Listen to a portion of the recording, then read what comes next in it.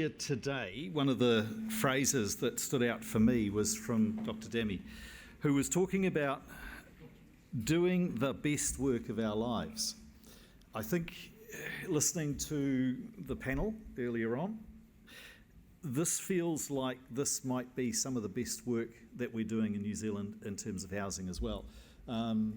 I've spent a little bit of time with Sam. In fact, I interviewed him on the radio where I got a text from a guy who knew him from university days from Canada.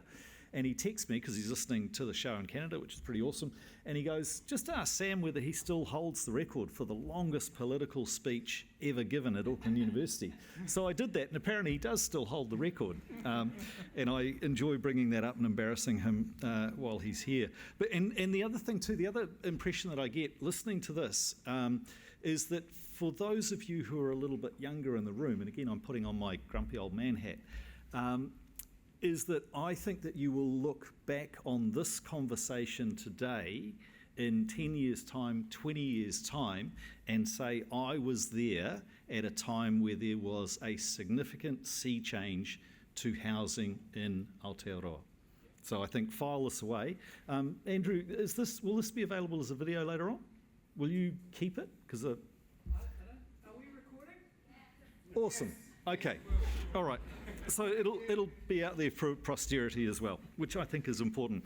Rightio, we are on time, which is remarkable, and I thank you for that. Let's have a look at an economic lens on a better housing future. So, media commentator, author, thought leader, and in a sense rock star, because he really only needs one name. Shamubeel will join us now. Lots of experience as an economist in Wellington, Melbourne, Auckland, leading international banks and consultancy. Let's have a look at an economic lens of better housing. Shamubeel, thank you. Thanks very much. Thank you. What a great panel. It was really funny. It felt like I could have given them homework on generation rent. They must have read that book, because a bunch of statistics that people talked about was like, I know that, I wrote that. So 9 years ago, it's out of print, but I reckon it's still a bloody good read. Pretty much everything you're going to see today is just an update of all that stuff. And the reason for that is we still haven't cracked it. So I'm going to give you a little bit of a talk about the homes we deserve, because I think we all get the point that New Zealand needs to do better. We need to do better in terms of more homes, better located homes, and all of that kind of stuff. And I really want to take you through that. I only have 20 minutes, so I'm going to have to speak really fast. I should have had another coffee. I think already through the themes of the day, we talked about the fact that we need to have more homes, absolutely. We heard in the panel today that we need to have more variety, and we absolutely need to have more density. I truly believe this. I'll show you later that, yes, we can talk about emissions and housing and all that kind of stuff, but everything gets broken when you look at transport. The way we move ourselves around breaks everything. So it cannot simply be about the houses that we build and the way we build it. It must also be about where we build it and how close to transport, particularly public and active transport, they are. We've got to do a lot of work on infrastructure. The reality is that we can want to build more houses, but our local governments are at breaking point. They will not be able to provide the infrastructure to connect us up to the new houses. The Greenfields Dreams is a mirage. It is not going to be able to deliver it when places out in Drury are going to cost hundreds of thousands of dollars per house to deliver the infrastructure. It is not sustainable. It is madness. When you think about the better, are we doing a political speech? We, of course, need to do better. It is not political, because the reality is that fundamentally it comes down to whether the numbers stack up. We also have to do a whole lot better. And this is kind of the purpose of why Andrew invited me. Andrew is a very brave man. He invites me to these things, and he never knows what I'm going to say. But we got to do better, because one of the things that we do know is that New Zealand still has crap quality housing. And I'm pretty sure that's the technical definition of it. We're making our people sick, we're living far away, we've got so many things that are wrong with it. We've known about this for a long time.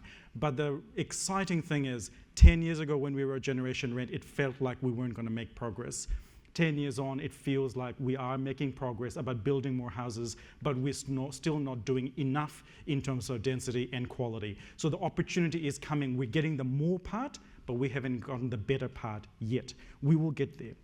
Retrofitting is something we've got to focus on. We've got millions of homes that are already out there, and there is a real opportunity in terms of retrofitting, but we all know how expensive it is to do retrofitting and how small the marginal gains can be from an environmental perspective, but from an individual household perspective, the gains are massive.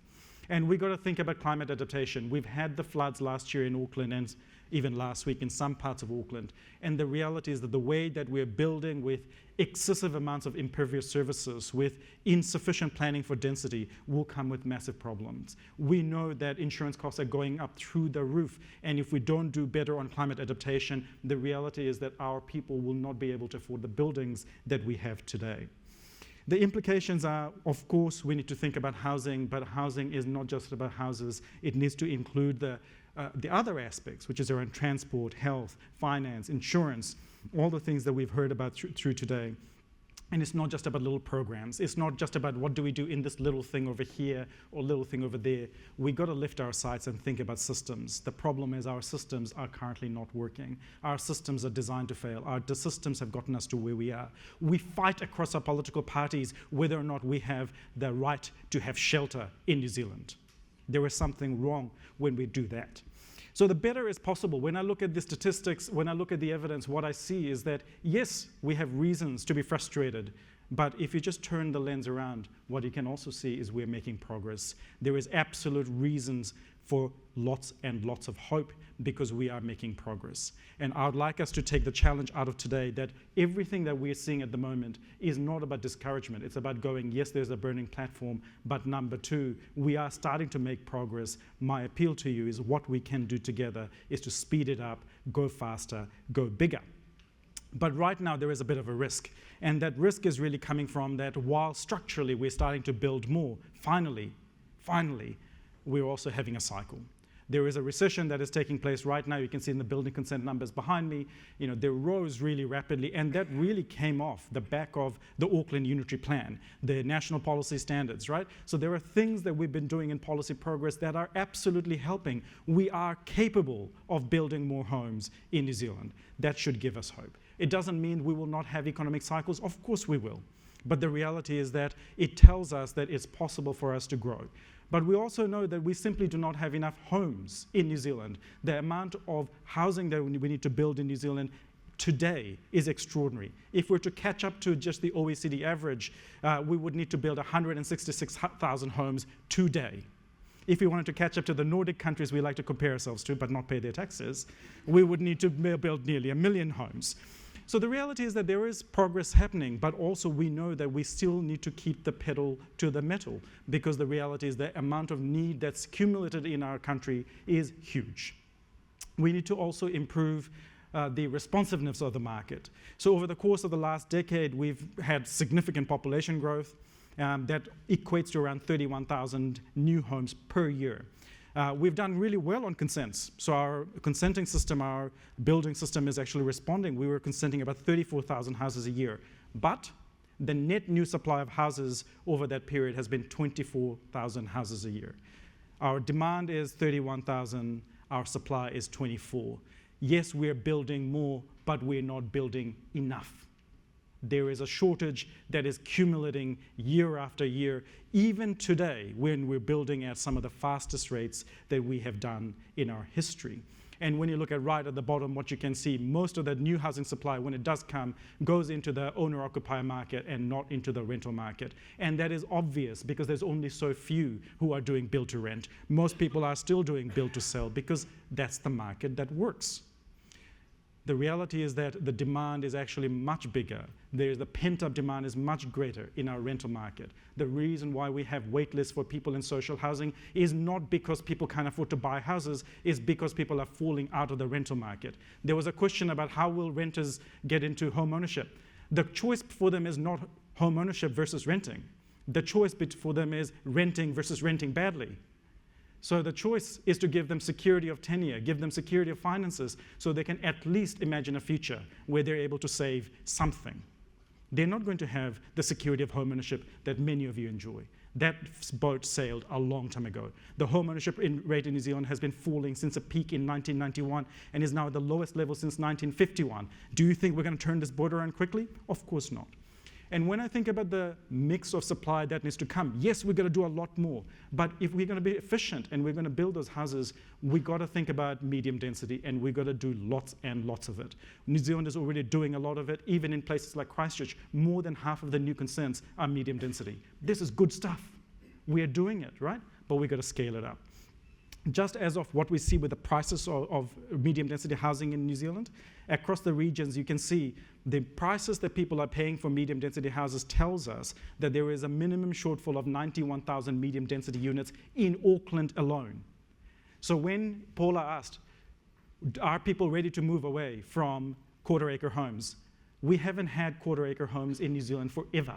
It's a mirage. In fact, we've been living in halves of that and thirds of that and quarters of that. And in fact, what we're seeing is that even though there's all these fears about whether people will live in those medium and high density houses, very few of them are vacant. The reason is there is nowhere for people to go. If we're able to offer people homes that are of good quality in the right places, it will help. But not only is it about making sure that we have choices for people that gives them access to amenities like transport and existing things. You know, what Kiwi's done with their Sylvia Park development is awesome, right? It's literally on a train station. It's on a bus route. You've already got all the precinct there that offers all of these things. It may not be for you, but it is exactly the thing many people are looking for. What it also does, of course, is it's cheaper to deliver this stuff. As you know, our local governments are bankrupt, right? We are at the kind of the peak of how much we can borrow across most of our local governments. There's a piece of work that my ex-colleague at Sense Partners had done looking at Wellington, looking at the cost of density and the emissions of the emissions by suburb in Wellington from the distance to the CBD, and also the emissions by the density of the suburbs. And what you can see there on the left-hand side is, as unsurprisingly, as you go further away from the CBD, your emissions increase, and the more dense places you have, the fewer emissions that you have. So if you're really serious about controlling our emissions, we would do a hell of a lot to make sure that we're getting people closer to the amenities and infrastructure that we already have, because the marginal cost of delivering that is much better. In Wellington, again, but I know it's not Auckland, but things do happen outside of the city. In Wellington, the marginal cost of delivering a house within the kind of the CBD kind of fringe is about $20,000 to $30,000 per house. The cost of delivering a house with infrastructure for local government just on the outside suburbs is over $100,000. So every new unit of house costs a hell of a lot more as you get further and further out, because the reality is that infrastructure is really, really expensive. And there are some really big, important decisions that we're going to have to make about the way that we grow into the future. This is not about ideology. Of course, we should give people choices. But if you want to live out in Drury, make sure you pay the full marginal cost of the infrastructure for that house. If it's a $250,000, pay that $250,000, because you know what? Nothing talks like money. We also know that we can't only talk about new builds and the future supply, because the reality is that we already have a lot of houses in New Zealand that have been built. So there is something like, or just over 40% of houses in New Zealand that was built not before 1980, when the first, insulation standards came in. And I'm talking insulation in inverted commas, right? Because the insulation standard of the 1980s were pretty bad. And then, of course, we had those increases in insulation standards that came through in the 2000s, and that's the leaky home cycle, so we didn't do so well but then either. So if you look at where the stock of housing in New Zealand is, the reality is most of our housing stock, over millions of houses, are already locked into these bad histories. And we've got to be really, really mindful of going, yes, we're talking about how we house more people. We should absolutely do that. But we should also think about what are we going to do with the housing stock that's already there, that is quite often not of very good quality and has having big impact on people's health. And on the left-hand side is a chart from the last census. At a rough count, there was about 250,000 homes that are actually not habitable. They have mold on them all of the time or some of the time. Right? So in most standards, by most standards, we have about 250,000 homes in New Zealand that are uninhabitable. Right? So there is a huge amount of work to be done. On the right-hand side, you can see the prevalence of asthma that's been increasing, particularly for adults. Really good news for younger people. We're actually seeing that falling off. Not a huge amount, but some good progress in the overall population, less so for Pacifica, unfortunately, who tend to be concentrated in poor quality housing in South Auckland and in parts of Wellington. So there's a whole bunch of bad histories and retrofitting conversations that we're going to have, and these are big conversations. On the left-hand side is a chart of insurance losses from natural disaster. I had to extend the chart, right? I'm such a geek. I've been looking at these numbers for a long time, and the max of my chart used to be 0.1% of GDP. Last year, it was 10 times that, 1% of GDP. The reason I point this out to you is because when we talk about climate change, so much of it can be about emissions and efficiency and those kinds of things. Those are absolutely important. But we have to also understand that climate change is already here. We're living in the fat tails. The consequences of that in terms of heat, in terms of storms, in terms of flooding is taking place today. And it is going to have massive implications for our built environment. You can see on the right-hand side a picture of insurance premiums and what they have done over the course of the last 20 years. 20 years? 14 years, I can't count, which is always a bit scary. But the reality is that what we saw in the last set of numbers from the Statistics New Zealand is about a quarter of households in New Zealand don't insure their home. This is their biggest asset. They cannot afford to insure it. So we are getting some really big pressures that are coming through in terms of when we think about climate change, when we think about how we build, how we make our houses more resilient, our environment better. It's not just about the building and all of those bits and pieces, which are important, but also the environment and the landscape that's around it. The reality is the risks of flooding and the risks of massive impacts on our people are increasing by the day. So this fat tails part is a really big one for us that we need to think about. The other thing that we should think about is when we talk about making our homes more efficient and greener and all those kinds of things, we should have those conversations, and it's really important. But one of my massive bugbears is that most of this conversation exclude that grey bar that's in the chart. That's the elephant in the room, right? That grey bar is the emissions of households from transport. And you can see the red bar is the emissions from the operation of houses, and the green bars is the emissions that are embodied in the buildings that we build. They're all important, and it tells us that we need to think very carefully about what is it that we mean by making New Zealand a better place to live that is more sustainable. It is much wider than simply about building systems. And yes, what we're trying to do in terms of making buildings better is absolutely important. But echoing back the conversation we had in the last panel, we got to build in the right places in close proximity to the existing footprint. I did some numbers for Auckland when the Auckland Unitary Plan was coming through, when there was all the fears of the forest of apartments in Epsom. Remember that? Bernard Osman wrote a story about how there would be a forest of apartments under the AUP. Bullshit. But the reality is that if you wanted to have enough housing in Auckland for the next 100 years, all you had to do was go up by one story across all of the existing footprint, and we would be fine. The density we're talking about is not scary. The density we're talking about is actually mild, modest, medium density. It is entirely possible for us to do, and we can absolutely do it. Now, I'm a very depressing kind of guy, but I wanted to give you some hope. I want to give you some hope because the reality is that we are seeing progress, and progress is still slow to come, but there is a lot of progress that is being made. On the left-hand side is a picture of gross emissions, well, embodied emissions per house. At its peak in 2012, 2013 was around 170 tons per house. We're just under 100 tons per house at the moment. And if you look at the GBC guidelines for what is possible under the Homestart programs, they reckon we can get that down quite a bit over the coming decades. So we already have the technologies and systems and processes that will allow us to bring those embodied emissions down over the next little while. But if you look at the right-hand side chart, I just want you to think about where are we going to put our efforts into, and how do we make sure that the mix of policies we get are absolutely right. We are, again, making progress. So that little gray bar is the reduction that we've had in the last, since 2007. And you can see that when it comes to transport, we have made some reductions, and that's big. And then we've made those tiny reductions when it comes to the heating and cooling and the other bits of household emissions. These are signs of progress. We're getting technologies that are coming through that are making progress. We're seeing changes in behavior that are actually helping us make progress. Everything is telling us that things are heading in the right direction, but we need to go a lot faster.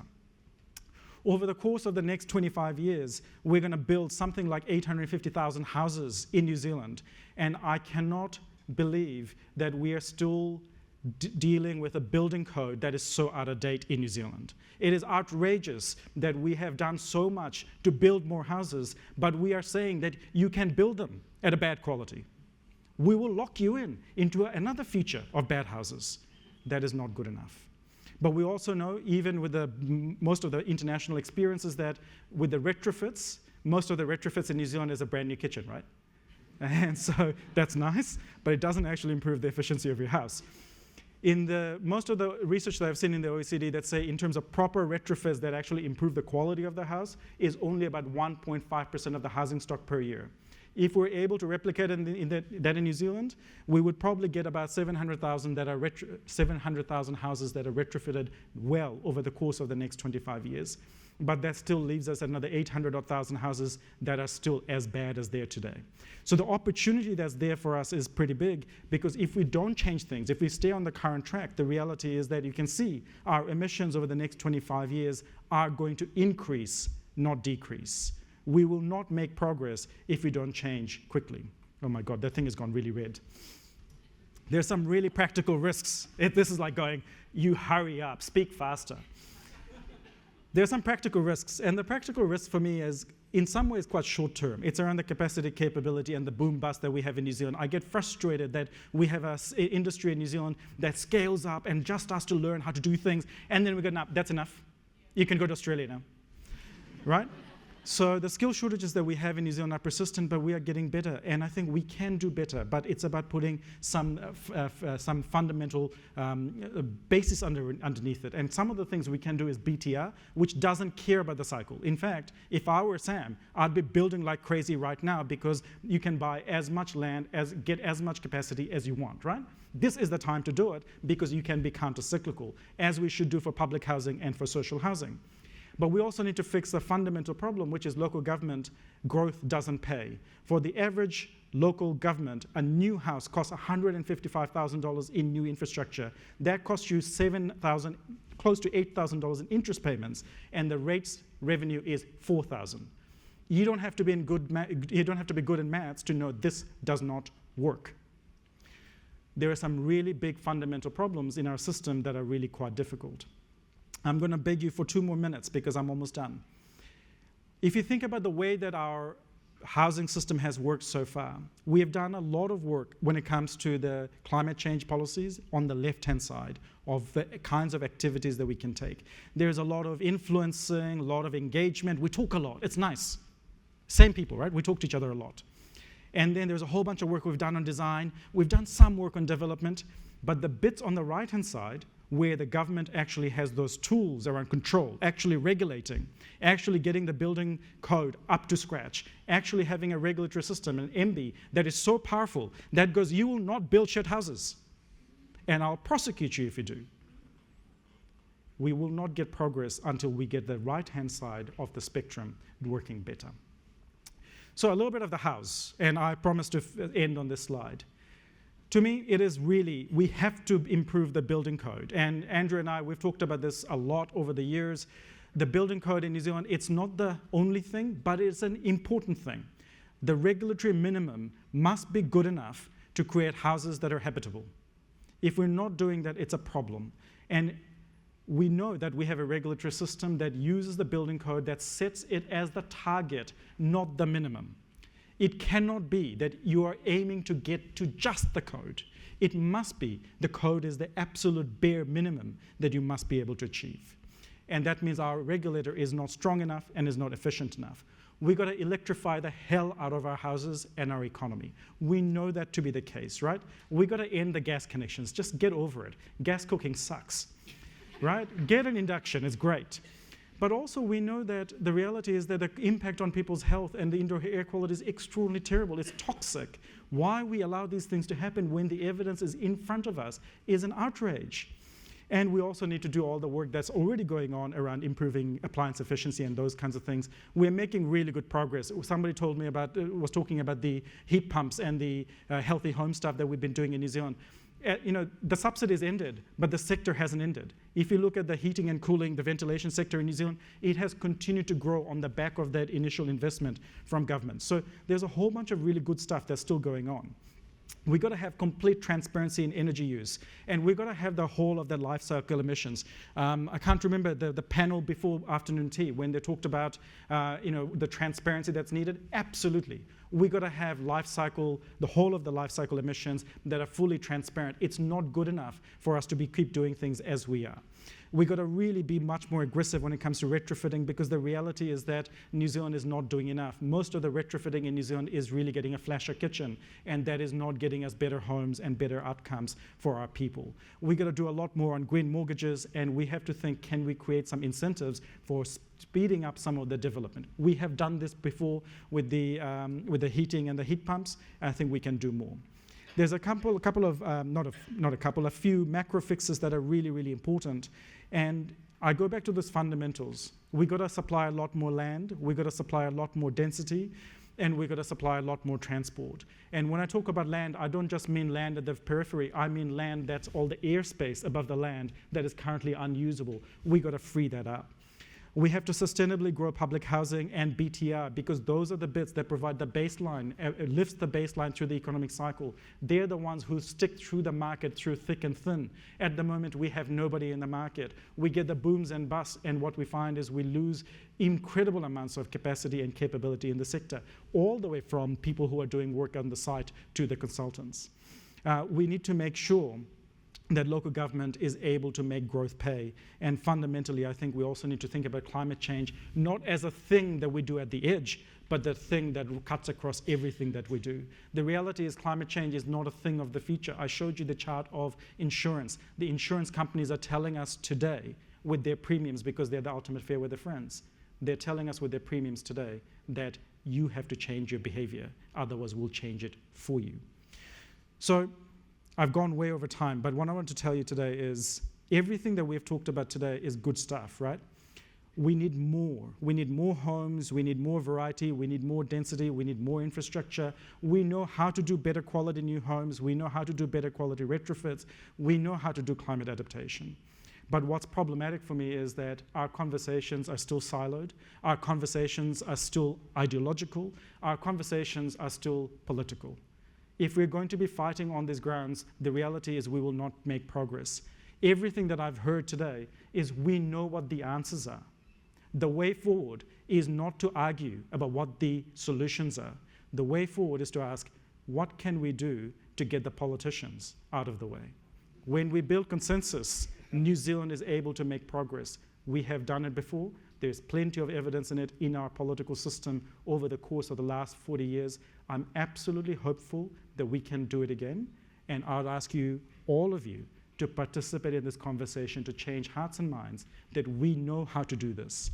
Our ask of our leaders and politicians is not that we don't know what to do. Our ask is get on board. We are sold. We want you to support us. Thank you.